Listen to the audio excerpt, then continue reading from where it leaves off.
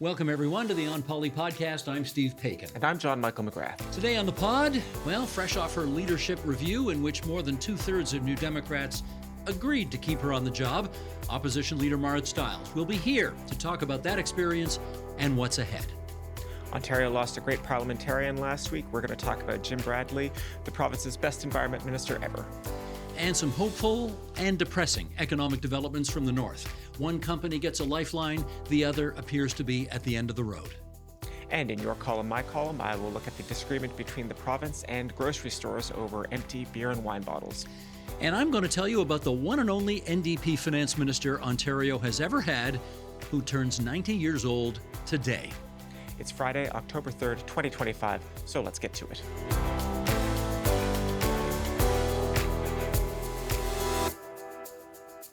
JMM, let's start with, can I get double sugar this week? Double sugar. I'm deeply impressed. You have a Blue Jays t-shirt on. Yes. And you never wear baseball. You never wear sports stuff at all, ever. Yes. Well, the Jays are about the only sports franchise that I actually pay any close attention to. I was at the Jays game last Sunday, a consequential baseball game. They clinched the American League East that day. Yes, a great game. Aside from that as well, my wife and kid were there. I just happened to go as a family on that day, just randomly, and it turned out to be a great game and a consequential one. And I would defend myself. I don't think I'm just a bandwagon fan. I have been watching the Jays all season, but feeling pretty good about wearing this shirt this week. I have newfound respect for you.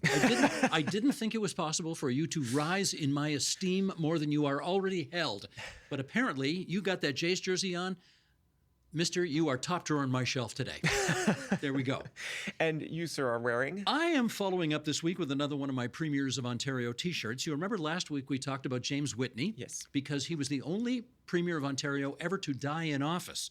He died as Premiers. We've had 26 Premiers. Only one ever died in office. That was James Whitney. And when he died, this guy took over. Yes. This is William Howard Hearst. He is the 7th Premier of Ontario. He succeeded, we're sitting here taping this on Thursday, the 2nd of October. He succeeded Whitney 111 years ago today. So that's why I've got him on. And he was historically important for another reason. He's from Sault Ste. Marie. He was the first ever Premier from Northern Ontario. So that's a big deal too. Big accomplishments. Hearst's government was the first provincial Conservative government anywhere in Canada to give women the vote. And yet, in spite of that, in 1919, he lost to the UFO. Now, what am I saying? People are saying, what do you mean he lost to the UFO? No, not unidentified flying objects. Yes. This is the United Farmers of Ontario, who actually, I guess the time had come, the Tories had been in for a long time. People wanted a change. Farms were in trouble. This is 1919. And the United Farmers of Ontario defeated Hearst, even though they didn't even have a leader. If you can imagine that. They picked the Premier. Politics used to be different. It sure was. Premier Drury, Ernest Drury, became the Premier of Ontario, even though he didn't even run as the leader of the party for the United Farmers of Ontario. Yeah. So there we go. Now, people in Northern Ontario, if you're watching us, Hearst, Ontario, yes, it's named after this guy. And a shout out to Matthew Shoemaker, who's the mayor of Sault Ste. Marie. Hearst is his big hero because, of course, he's the mayor of the Soo, and this guy's from the Soo, so makes sense. And Hearst, last point, Hearst is buried about 20 minutes from where we are right now. For some reason, he's buried at Mount Pleasant Cemetery in Midtown Toronto. And his worship, the Mayor Shoemaker, sometime, I think maybe a couple of visits ago, we went to see Premier Hearst's gravesite together. And it was a very historically meaningful moment. So there we go. Very nice. Just before we go to issue 1, you got a bit of an update from something we talked about last week. Right. Last week we talked about MPP Chris Scott of Sault Ste. Marie, in fact, who is facing serious criminal charges. He issued his first public statement this week saying that he is taking a short leave from partisan and non-essential public appearances, but he remains fully committed to serving the people of Sault Ste. Marie as he was elected to do. Says he's otherwise declining to comment on the criminal charges against him, says it would be inappropriate to comment on them as he's before the court, but that he will remain as an MPP for now. That is where things stand right now, and we just wanted to give our viewers that update. We have a special guest on standby, so without further ado, it's off to issue 1. September was a tough month for opposition leaders in Ontario. Bonnie Crombie of the Liberals lost her job after getting tepid support at that party's annual general meeting. And a week later, Marit Stiles got a better number from NDP delegates at their convention, but still not as robust a number as many predicted. Let's find out how she feels about all of that. Here she is, the leader of His Majesty's Loyal Opposition, NDP leader Marit Stiles, and it's great to have you back here. It's great to be here. Can we do a little chit-chat off the top here just before we start? Yes. Last time I saw you, Yes. Manitoulin Island. That's right. You came up to Manitoulin for the summer. Yes. It was the 100th anniversary of the local museum in Kagawong. Yes. And you came and you gave a lovely speech, and I think people were very happy to see you. Well, I was very happy to be here, be there. I mean, first of all, beautiful place. You know how I feel about it. I think Manitoulin Island is so special, but also, you know, just like so many places that I have the great privilege of getting to visit in this province, you know, great little museums, amazing volunteers, people who put so much heart and soul into it, fascinating and interesting, and yeah, just a great place to be. I was so happy to be there. Yeah, it was lovely. Now, I had a big decision to make this week because my first inclination, you know, in picking a T-shirt was to have Bob Rae, of course, because you know, he's a former Ontario NDP leader who became premier, and I think that's something that may have crossed your mind once or twice over the last little while. And then, of course, I reminded myself that his last job in politics was the interim leader of the federal Liberals. True. And I'm not sure he's on too many New Democrats speed dial anymore. So I chickened out and I didn't wear Bob Rae because I didn't want to inflame anything here. I would have been happy to have Bob Rae on your T-shirt. Absolutely. You guys are on speaking terms? Oh, absolutely. Yeah, for Okay. sure. Yeah, no, I think it's really important to, you know, he's the only NDP premier we've had in Ontario. Correct. So absolutely, you know, somebody who I've turned to before, and he's happy to share his advice with me, of course. And yeah, no, absolutely. Okay. Let's get down to business here. When you heard that 68% of the delegates favored your continuing to lead the party, what was your immediate reaction? Well, it wasn't the number I wanted or expected, honestly. And but I have to say, you know, and it gave me pause. And I spent a lot of the next 24 hours talking to more New Democrats and trying to understand what that was about. And my sense is that, like me, people were disappointed with the election results in February, and they want to see some changes. And so I've heard that pretty loud and clear, and I'm making them, and I made them quite quickly, some of them. And I'll be making more in terms of our focus and what we spend our time on. Look, we've got a few years, maybe, until the next provincial election, and but we've got our work cut out for us. And I hear that from New Democrats, the grassroots of our party, and we need to do better. Yeah. Most people were forecasting that you would get a number beginning with 7. Accountability here. I thought you would do better than the 68%. How disappointing was it that you didn't get that? Well, I mean, obviously, it's not what I wanted. And I think, you know, I've been working pretty hard, especially through the summer, going around the province and listening to Ontarians and also connecting with New Democrats because they worked so hard during those winter elections. They were just brutal elections to participate in. You know, our results in Ontario were not bad. They were pretty good. We held on to most of our seats, some big disappointments. But I knew the toll it had taken. And so I really wanted to connect with them. And I thought, you know, I was making some of the changes people needed to see, but I think we need to go further. And so this, to me, is now the opportunity to make those changes to, I think, and look, I mean, at the end of the day, when it comes to changing things, like what I hear from New Democrats is we need to defeat Doug Ford. And we need to stop being satisfied with second place and start really fighting hard to be the government of this province, because we know that people are counting on us to do that.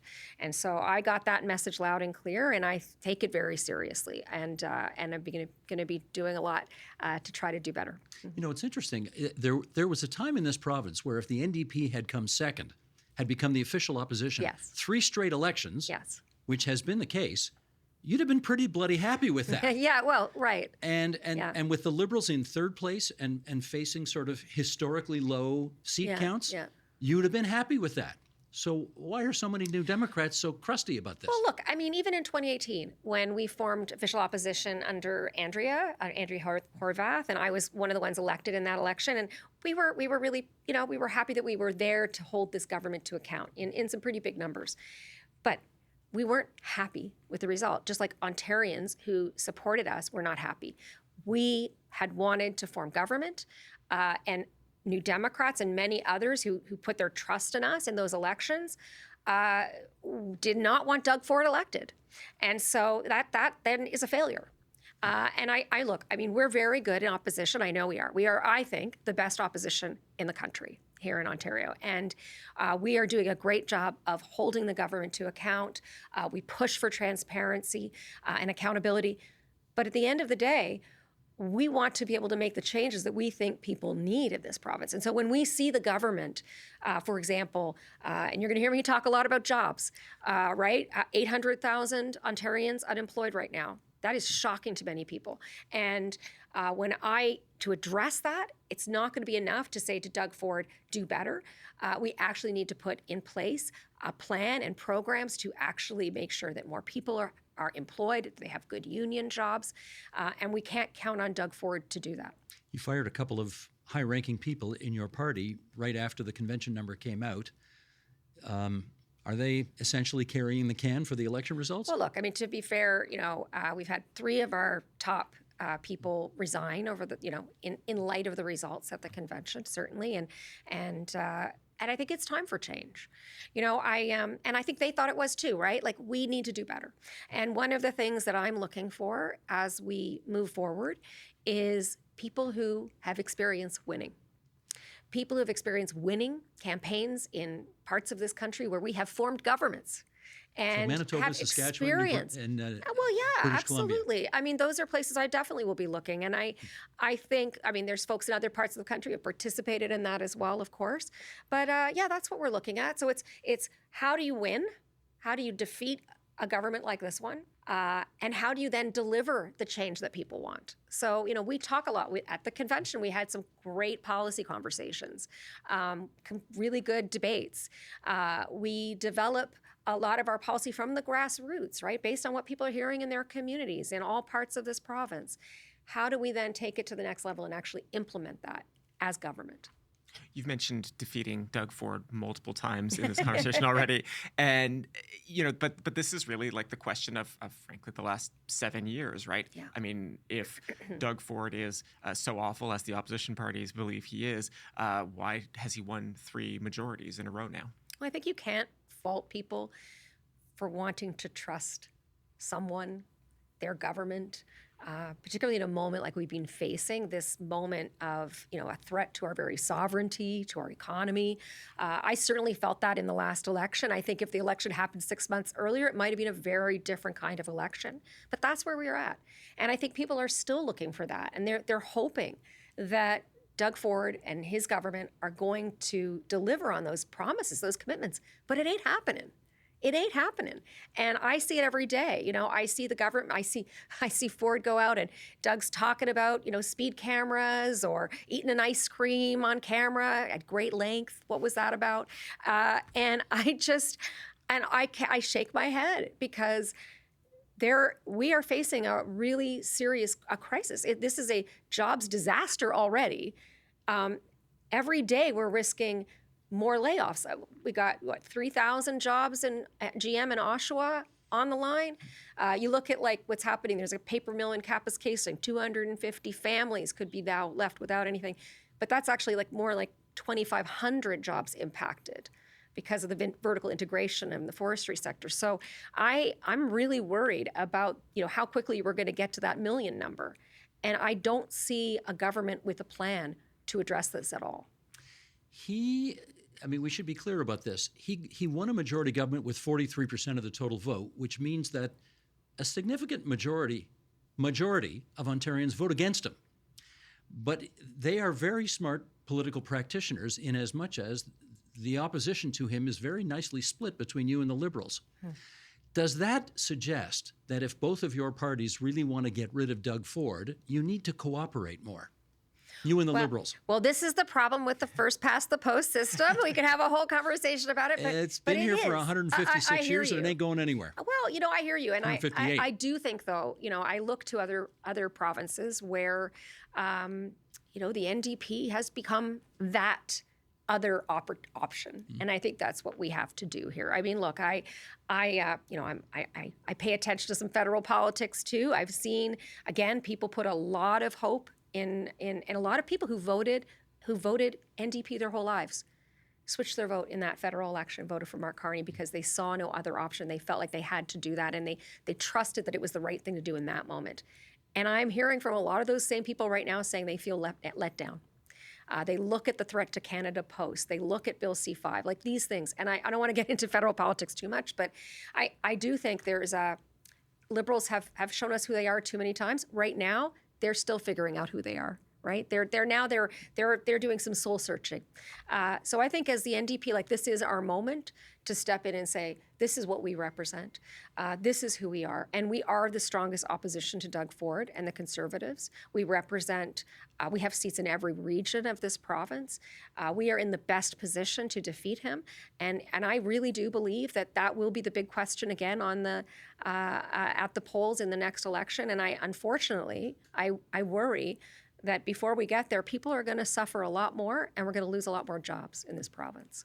It feels like it's also a bit of a period of transition for left-wing politics generally. I'm thinking of Zohran Mamdani in New York City. You won't make you talk too much about federal politics, but Avi Lewis is running federally. Both Mamdani and Lewis are talking about like a public option for groceries. And I'm wondering if you think that this is a sign of where the provincial party needs to go. Does the left need to get into a more direct role in people's pocketbooks?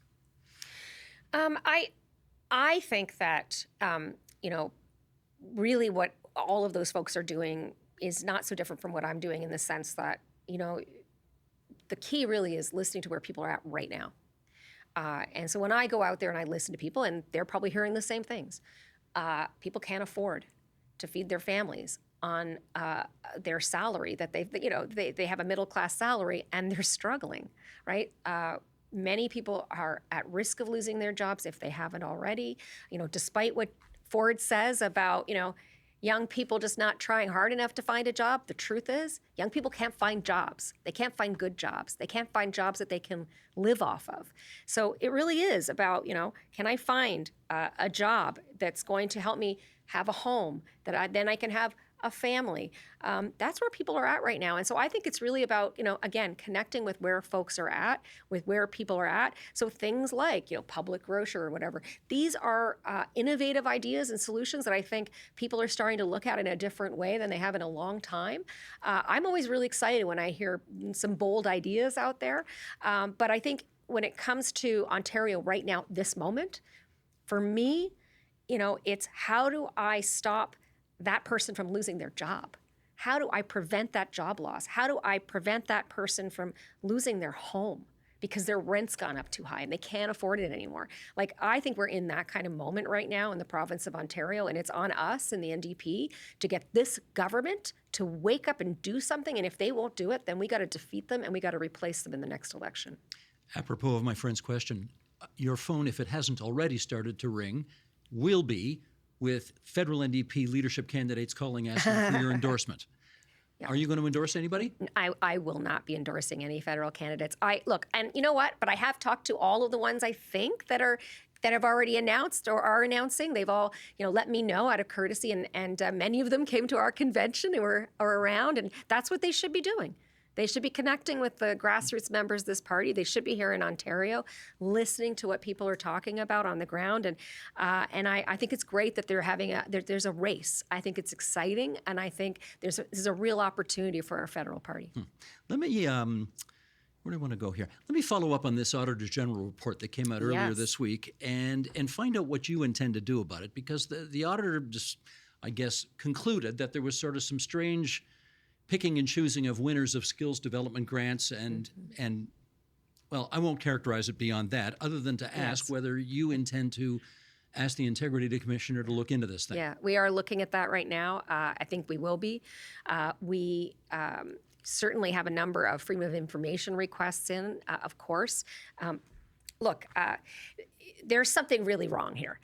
When you've got more than half of the recipients of that money, right? This is a lot of money too, hundreds of millions of dollars, going to applications that the civil service, the experts on this who are set up to rank these things, rank them low or maybe medium, and they get it. They get all these funds. Something is not right here. And it was the minister's office getting their hands on it. And in other provinces where they have similar funds, the minister's staff, the political staff, the conservative, in this case, conservative staff, have nothing to do with that. And they shouldn't. Because what this does is, it smacks of, I'm going to say it smacks of preferential treatment. It smacks of corruption.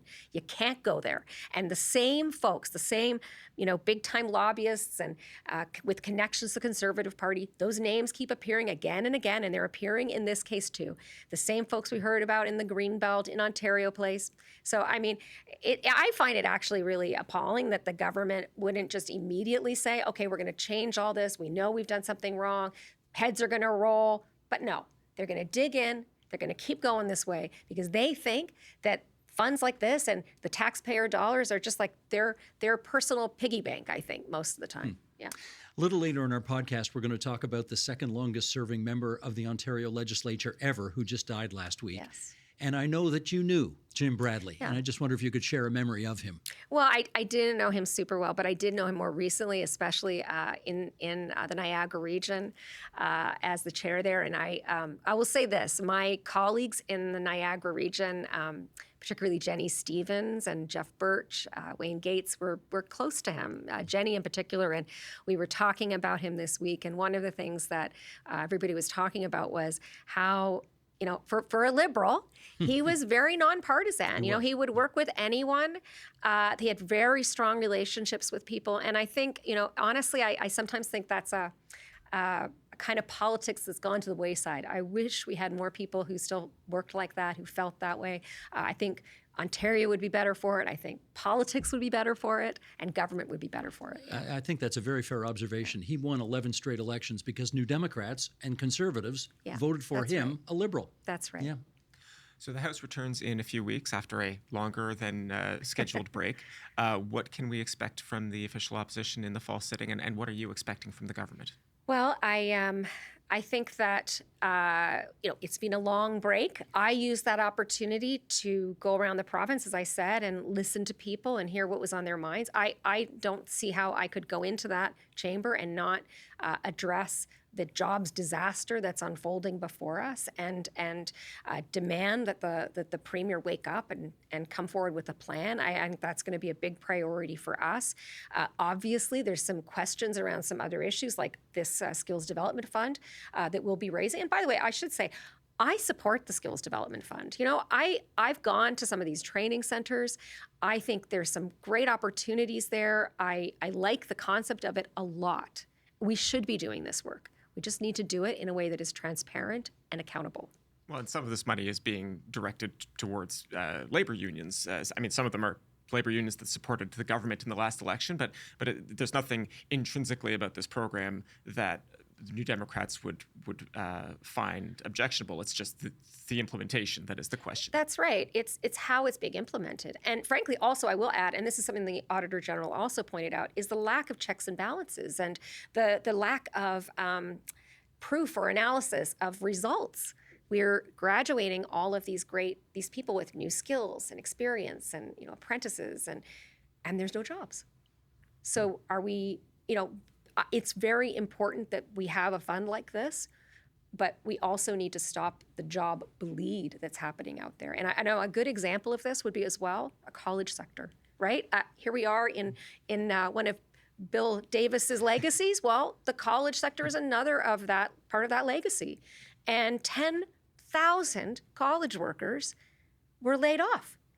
600 programs have been cut. This is devastating, and so I think you can do two things at once. You can have a skills development fund that supports training and apprenticeships and stuff like that. And you can actually also still invest, and we must invest in our college sector because we do have to train people for the jobs of the future for tomorrow. But we got to stop these jobs from leaving Ontario now. How much does it drive you crazy that is the agenda you would like people to focus on, and yet every time the Premier has a press conference and dumps out some whiskey on the ground or takes a bite out of a Yukon bar, his popularity numbers seem to go up because that kind of, corn pone stuff seems to sell. Well, it's the politics of distraction, and we've seen it south of us a few times too, and it certainly is effective sometimes. But I do think that it only works for so long, right? When people start to actually experience what they're starting to experience, which is the anxiety isn't going away. He can eat as many popsicles or ice creams or pour as much booze out as he wants to. Jobs are still leaving. And, he doesn't seem to be willing to actually try to get involved and stop that. And he promised he would. He promised he would. And so I think it's coming. And unfortunately, I think it's coming. And I think he will be held to account. But it's on me and the opposition to also make sure that people are aware of what's happening. It's, the media plays a very important role here, of course. But yeah, certainly it's frustrating. And I get it. Like, it's funny to watch the premier take an hour to eat an ice cream. I get it. But I think, for most people, I think as things get rougher and rougher, they have less patience for that. Yeah. You got anything else, or should we let her go back to her regular job? We'll let her get back to her day job. Marit Stiles, thank you so much for joining us on the podcast. Thank you. Yeah, thank you very much. He was the second longest serving member of the Ontario legislature ever. Jim Bradley served 3 different Liberal premiers in cabinet, but more particularly, he served the people of St. Catharines faithfully for almost 41 straight years. And then, after losing in the 2018 election, he returned to public life a few months later as the chair of Niagara Region. Jim Bradley died last Friday, availing himself of medical assistance in dying, having had a stroke and liver cancer. He was 80 years old, and his funeral is tomorrow. JMM, I got to tell you, we talk to a lot of politicians in our line of work. I've never talked to a single person who had anything bad to say about Jim Bradley. He was one of those kind of guys. Yeah, I got to Queen's Park in 2013, and he'd already been around for so long, and as you say, never a bad word spoken about him. Let's go over a bit of his history. I think uncontroversially, one of the most consequential, maybe the best environment minister Ontario has ever seen, introduced the he introduced the Blue Bin program in 1985, the spills bill to control release of toxic chemicals into provincial waterways, the countdown acid rain program to help control acid rain causing emissions from industry. He also put a stop to apartment trash incinerators. Residents, this is kind of before my time in a sense, but residents would dump their trash down these chutes to a central incinerator. Material would then be burned. Obviously, in one sense, it reduces the waste disposal problem by just creating a ton of smoke and pollution. Kind of crazy to imagine doing that today, and yet they were common. And so, as environment minister, he put a stop to that. We're going back 40 years for countdown acid rain, but I remember that one well because there sort of had been a tradition in this province that the biggest polluters, and I'm talking about here Ontario Hydro, Falconbridge, Inco, Algoma, these are the people who had, big stacks with lots of sulfur dioxide coming out of the stacks and polluting the air. And, over the years, environment minister after environment minister would tell them to clean up their act, and essentially they wouldn't. And Jim Bradley went to them and he said, look, what you're putting in the stacks is killing our lakes. We have an acid rain problem. It's ruining the environment. You need to clean up your act or else we're going to fine you and shut you down. And of course, they tried to just slough him off, as so often was the case in the past, and it didn't work. Bradley was serious. He had the backing of his premier, David Peterson, who said, no, don't go over his head. You're dealing with him. And they spent tens, if not hundreds of millions of dollars cleaning up their pollution abatement systems, and then boasted about how clean their operations were after the fact. Yes. They were sort of dragged kicking and screaming into doing it, but those 4 major point sources of sulfur dioxide were better as a result of Jim Bradley's interventions. Can I add one thing? Acid rain and the ozone hole play this weird role in environmental politics where climate change skeptics will say, oh, well, environmentalists used to scream about acid rain and they used to scream about the ozone hole, and now, nobody talks about that anymore. They just moved on to the latest fad. And it's like, no, we solved those problems. The ozone hole is debatable, but intelligent policy, like the kind that Jim Bradley pursued and enacted, helped solve these problems. And we stopped talking about them because we made intelligent choices, and we can continue making intelligent choices if we so choose. But anyway. The thing that I think so many people liked about Jim Bradley is that even though he was a cabinet minister for a long time, he did spend a lot of years in opposition, but under David Peterson, under Dalton McGuinty, under Kathleen Wynne. He was in all of their cabinets, but he was the voice of the common person in those cabinets. And he always used to say, he represented St. Catharines in the legislature, and he used to say, well, you guys may be thinking this, but my friends down at the Golden Pheasant in St. Catharines are telling me this. And it was his way of sort of reminding everybody. Because, the atmosphere can get fairly rarefied at Queen's Park when you go to a lot of meetings and you've got cars and drivers and everybody calls you minister and all that. Jim Bradley's feet never left the ground. He was an extremely well-grounded person because he hung out at the Golden Pheasant and real people told him what was really going on in their lives, and he brought that message to cabinet meetings, and I think it was a huge thing for him. Really big deal. I think we should also mention, and this might not be the most important part of his legacy, but every former Queen's Park staffer, every current and former MPP who knew him that I've seen talk about this publicly in the last week has mentioned, and I have mentioned, world-class heckler. Yes, he was. For decades, right? You can go back in the Hansard and you can find cases of him heckling Bill Davis back in the 70s. He heckled the government mercilessly when he was in opposition. He was happy to heckle the opposition when he was in the government benches. I said I got to Queen's Park in 2013, and he was one of those first people who caught your eye if you went and watched Question Period, because you can't, depending on the acoustics of the day, you can't always hear what they're saying. But yeah, it's you very quickly learned that if a particularly good barb came from the Liberal side of the House, more often than not, it was Jim Bradley. And that was the key. I mean, he wasn't personal. He wasn't mean. The reason that he got elected 11 straight times, right, we're talking about from 1977 all the way through until 2018, he got elected because New Democrats and Conservatives voted for this Liberal. They saw him as being kind of nonpartisan in a way. So he had friends on all sides of the House because he wasn't nasty. He didn't practice the politics of personal destruction. He was kind of clever. And I tell you, one thing he did, people say opposition politicians can have no impact. Let me give you a concrete example here of how they have impact. Bill Davis bought a jet because he wanted to be able to get all over the province and country quickly, with a lot of convenience. So he bought an executive jet for the premier to use. And Jim Bradley found this completely offensive. And he hammered away at Mr. Davis back in the day over and over and over, and embarrassed him so much to the point that it actually became a big issue. And Mr. Davis sold the jet.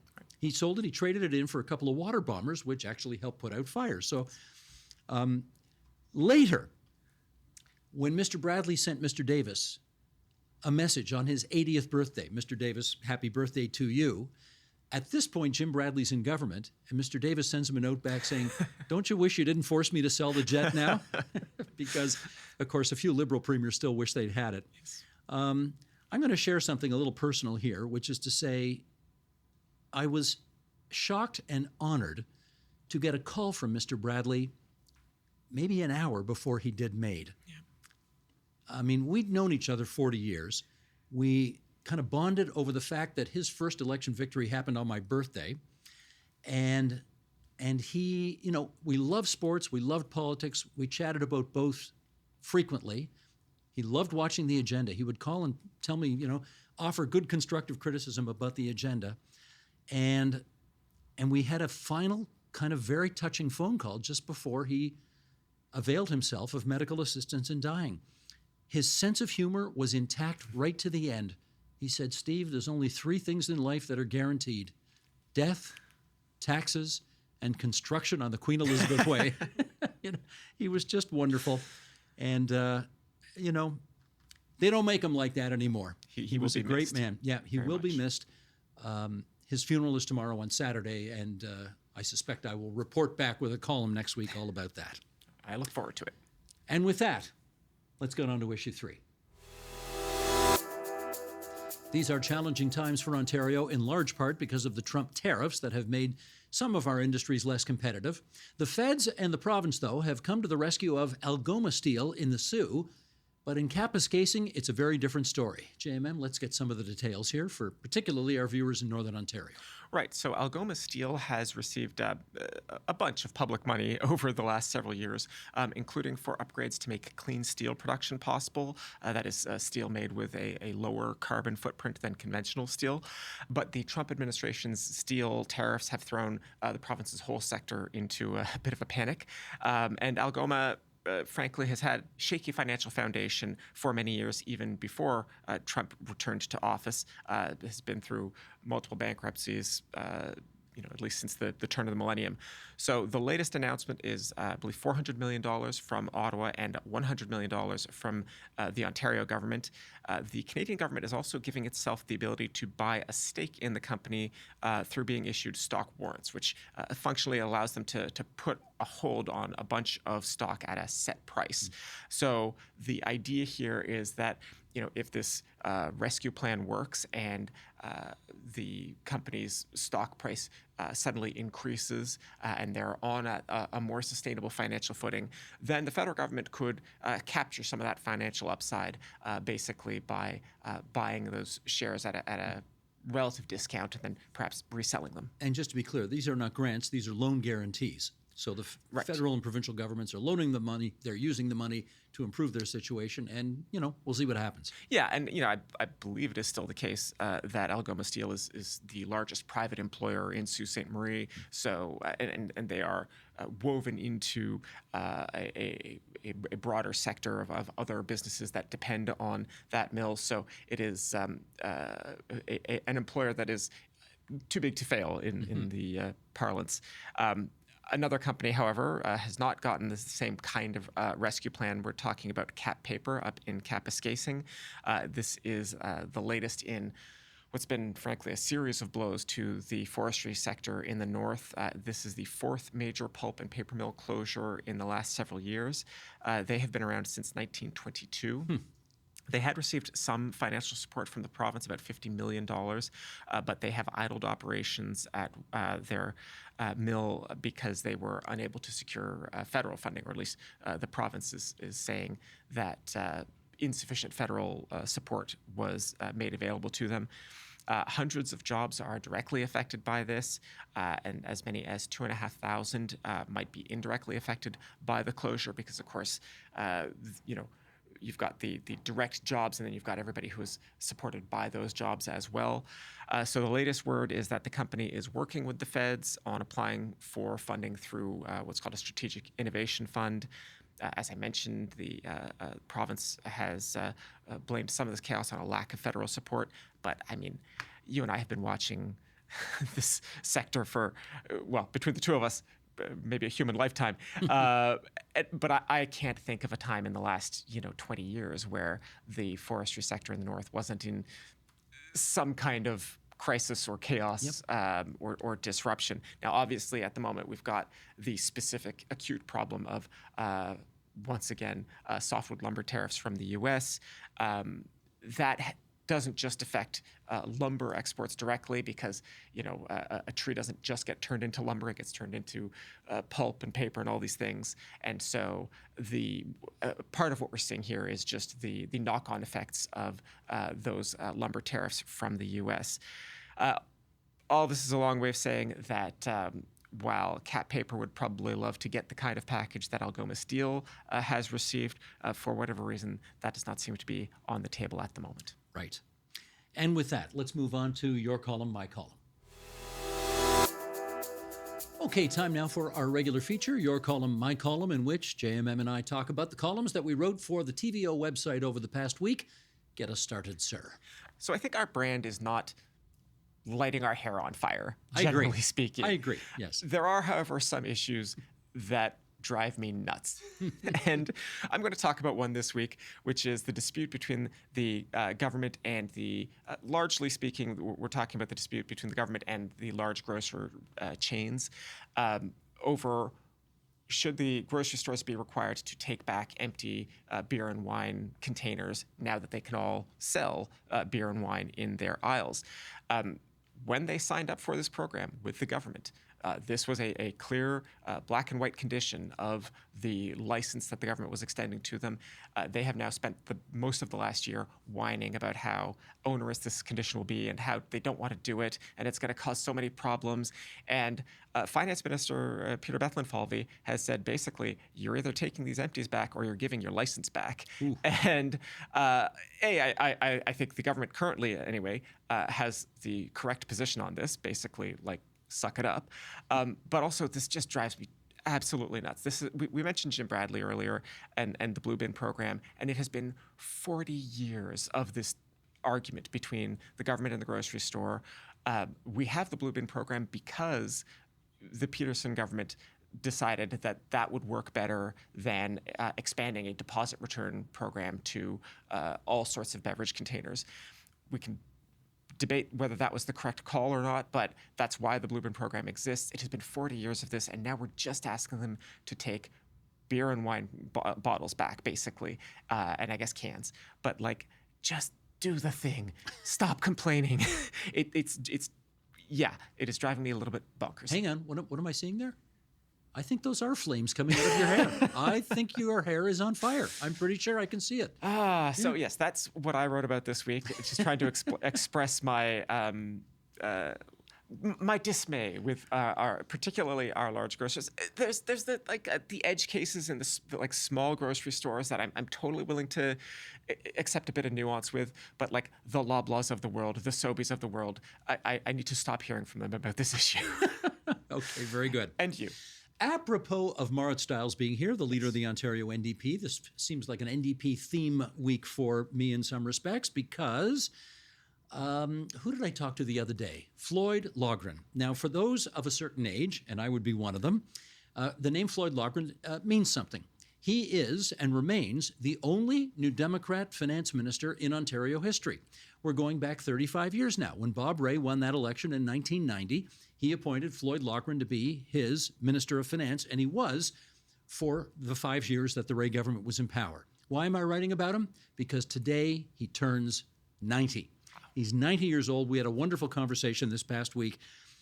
He was a bit of a surprise catch, actually, as finance minister, because do you remember his nickname at the time? Rock and roll fans will remember this nickname. His nickname was Pink Floyd. Right. And they called him that because he was so left-wing. He was in favor of nationalizing Inco, and he was sort of for a much more adventurous, for the government, position in the economy. Yeah. So his nickname was Pink Floyd, and Bob Rae actually, according to Mr. Laughren, said, well, what position would you like? And he said, well, I've been the finance critic. I wouldn't mind having the real job. And apparently Mr. Rae said, I'll get back to you on that. He didn't just give it to him. I had to think about it.